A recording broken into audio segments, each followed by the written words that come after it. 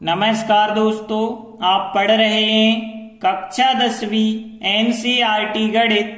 आज हम पढ़ेंगे प्रश्नावली 8.4 के प्रश्न क्रमांक 5 के तीसरे और चौथे क्वेश्चन को। तो ध्यान से समझना। तो देखिए, हमें ध्यान रखना है कि 1, 2, 3 सर्व समीकरणाएं होती हैं और कुछ महत्वपूर्ण सूत्र होते हैं, और ये सर्व समीकरणाएं हम तब लगा सकते हैं जब वर्ग लगे हों। तो देखिए, 5वें प्रश्न का तीसरा सवाल क्या है। हमें इसके बराबर इतना सिद्ध करना है, तो हम LHS साइड लेकर चलेंगे और RHS के बराबर ले आएंगे। तो देखिए, हमने LHS साइड ले ली है। अब देखिए, यहां कहीं भी वर्ग नहीं है, तो ये तो सर्व समीकरणाएं हम लगा ही नहीं सकते। फिर तो हम यही लगा पाएंगे कि tan की जगह साइन बटे कॉस, कॉट की जगह कॉस बटे साइन, कॉसेक की जगह 1 बटे साइन, सेक की जगह 1 बटे कॉस लिखेंगे।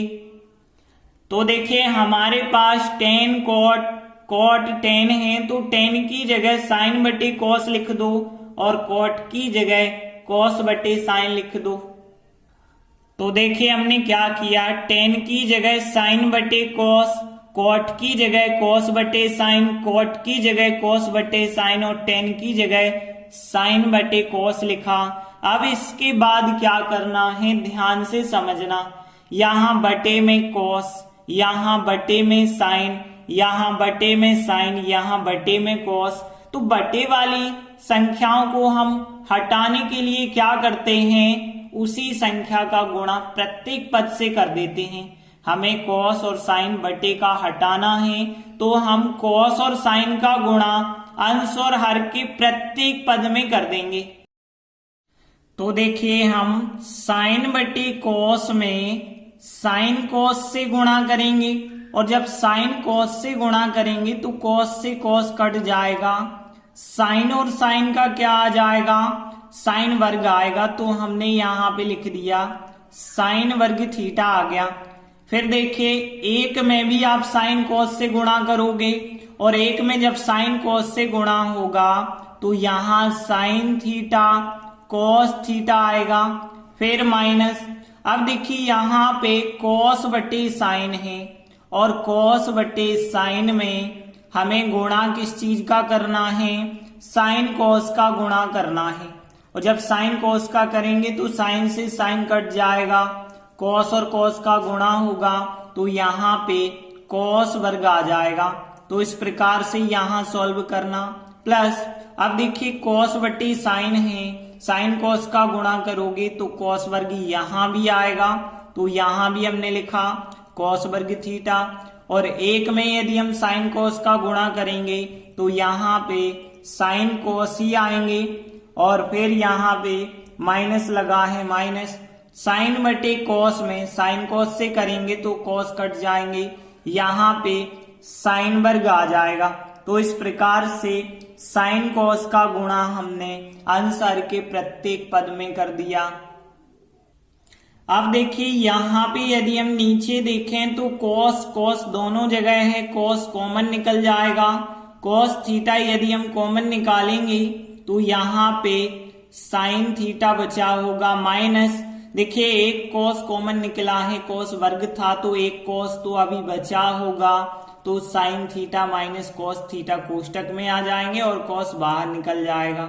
और यहाँ पे जो साइन वर्ग है उसे हमने वैसे ही लिखा। अब यहाँ पे कॉस वर्ग को भी वैसे ही लिखेंगे। अब देखिए, नीचे अब साइन कॉमन है और साइन कॉमन निकालेंगे तो यहाँ पे क्या आ जाएगा, कॉस थीटा माइनस, और यहाँ साइन वर्ग है, एक साइन कॉमन ले लिया तो एक साइन यहाँ पे बच जाएगा। इस प्रकार से आएगा। अब देखिए, इनको जोड़ने के लिए हम एलसीएम लेते हैं। तो एलसीएम देखिए, यहाँ कॉस है और यहाँ साइन है, तो यहाँ पे कॉस साइन तो बिल्कुल वैसे ही रहेंगे कि कॉस थीटा भी एलसीएम आएगा, साइन थीटा भी एलसीएम। अब देखिए, यहाँ साइन माइनस कॉस है, लेकिन यहाँ कॉस माइनस साइन है, देखिए दोनों एक ही चीज हैं, एक जगह साइन माइनस कॉस, एक जगह कॉस माइनस साइन। तो आप कोई भी संख्या एलसीएम ले सकते हैं। जैसे हमने साइन माइनस कॉस ले लिया एलसीएम।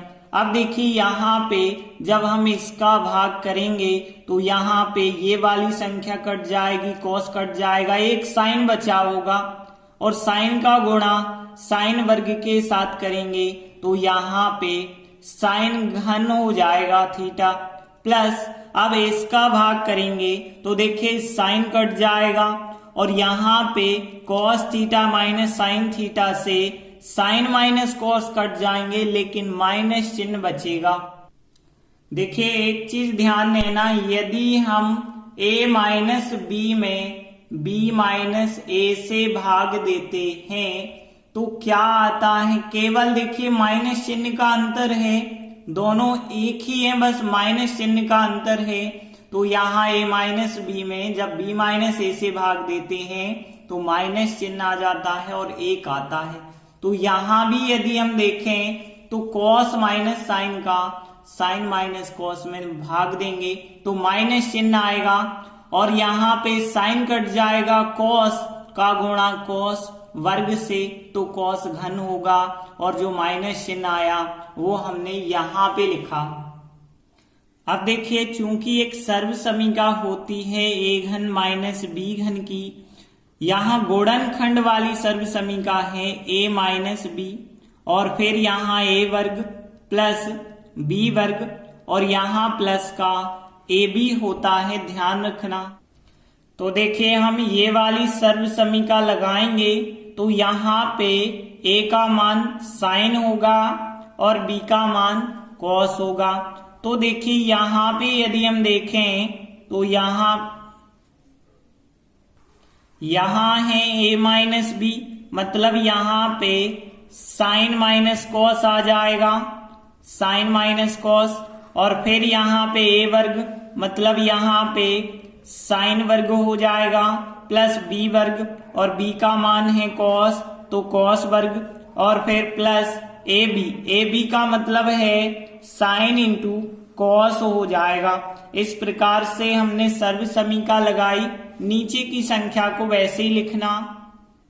अब देखिए नीचे की संख्या को वैसे ही लिखा। अब देखिए ऊपर का एक गुणनखंड साइन माइनस कॉस और नीचे का एक गुणनखंड साइन माइनस कॉस, ये क्या हो जाएंगे, कट जाएंगे। और यहाँ साइन वर्ग प्लस कॉस वर्ग, हमें पता है साइन वर्ग प्लस कॉस वर्ग होता है 1, तो यहाँ पे साइन वर्ग थीटा प्लस कॉस वर्ग थीटा 1 हो जाएगा। यहाँ हम बगल में लिख देते हैं कि चूंकि साइन वर्ग a प्लस कॉस वर्ग a का मान 1 होता है, यहाँ पे थीटा है a की जगह, यहाँ मान 1 हो गया। और फिर यहाँ पे sine theta into cos theta है, वो भी हमने लिखा। अब देखिए नीचे बटे में क्या चल रहा है, cos theta into sine theta चल रहा है, क्योंकि ये तो गुणनखंड कट गए हैं। अब देखिए एक आगे और हम स्टेप ले जा सकते हैं, अलग अलग बटे लिखें, 1 के बटे ये संख्या लिख दें तो 1 बटे कॉस थीटा साइन थीटा और फिर प्लस लगा है और इस साइन कॉस के बटे भी यही संख्या लिख दें तो साइन थीटा कॉस थीटा के बटे भी हमें लिख देना है कॉस थीटा साइन थीटा। हमने क्या किया, अलग अलग बटे लिखा, 1 के बटे ये संख्या लिखी और साइन कॉस के बटे ये संख्या लिखी। अब देखिए ऐसा करने से क्या होगा, ये और ये संख्याएं कट जाएंगी तो यहाँ पे क्या मिल जाएगा 1, क्योंकि कॉस से कॉस साइन से साइन कट जाएगा मतलब 1। और देखिए आपको पता होगा कि यहाँ कोसेक साइन का उल्टा होता है और साइन का उल्टा कोसेक होता है। सेक जो होता है कॉस का उल्टा या फिर कॉस का उल्टा सेक होता है। तो देखिए नीचे यहाँ पे लिखा है कॉस, 1 बटे कॉस जो है क्या बन जाएगा, यहाँ पे सेक बन जाएगा और 1 बटे साइन जो होगा वो क्या बन जाएगा, कोसेक बन जाएगा। अब देखिए हम इस 1 को आगे लिख देते हैं, बाकी यहाँ पे सेक थीटा कोसेक थीटा को थोड़ी सा पीछे लिख देते हैं तो हमें जो संख्या प्राप्त हुई है वही तो हमारा RHS है। तो देखिए ये हमारा RHS आ गया। तो हम कह सकते हैं LHS बराबर हो गया RHS, और यही हमें सिद्ध करना था, तो हम लिख देते हैं इति सिद्धम। इस प्रकार से तीसरा क्वेश्चन कंप्लीट हुआ। अगला चौथा सवाल है, हमें सिद्ध करना है इसके बराबर इतना होता है। तो देखिए हमने LHS साइड ली है। अब देखिए हम यहाँ पे LHS साइड लेने के बाद क्या करते हैं, देखिए कहीं वर्ग तो लगाने हैं, तो सर्व समीका तो हम लगा ही नहीं सकते, क्योंकि सर्व समीकाएं तब लगाई जाती हैं जब वर्ग लगे होते हैं। अब देखिए यहाँ पे सेक यदि दिया गया है तो सेक की जगह 1/cos लिखते हैं। तो देखिए हमने क्या किया, एक लिखा, सेक की जगह 1/cos और सेक की जगह 1/cos लिखा। अब देखिए बटे का cos यदि हमें हटाना है तो अंश हर के प्रत्येक पद में cos से गुणा करेंगे। अब देखिए यदि हम एक में cos से गुणा करेंगे तो यहाँ पे cos से आएगा, प्लस 1/cos में cos से गुणा करेंगे तो cos से cos कट जाएगा, 1 आएगा। और यहाँ पे भी देखिए 1/cos है, cos से गुणा करेंगे cos कट जाएगा, केवल 1 बचा होगा।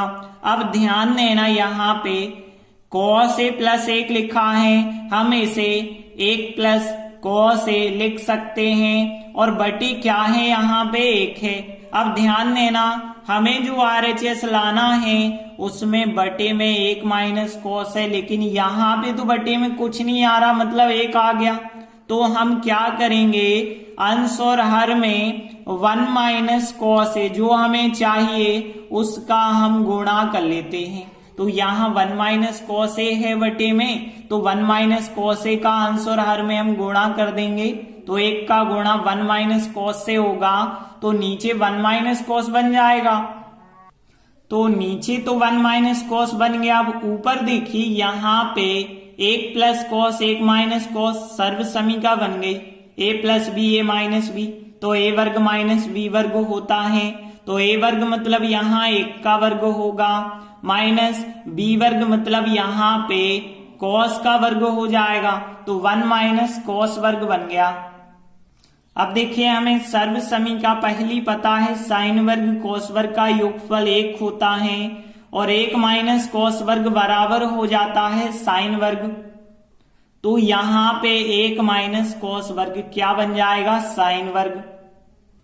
तो हमने लिखा चूंकि 1 माइनस cos वर्ग क्या होता है, साइन वर्ग के बराबर, तो यहाँ पे 1 माइनस cos वर्ग बन जाएगा साइन वर्ग।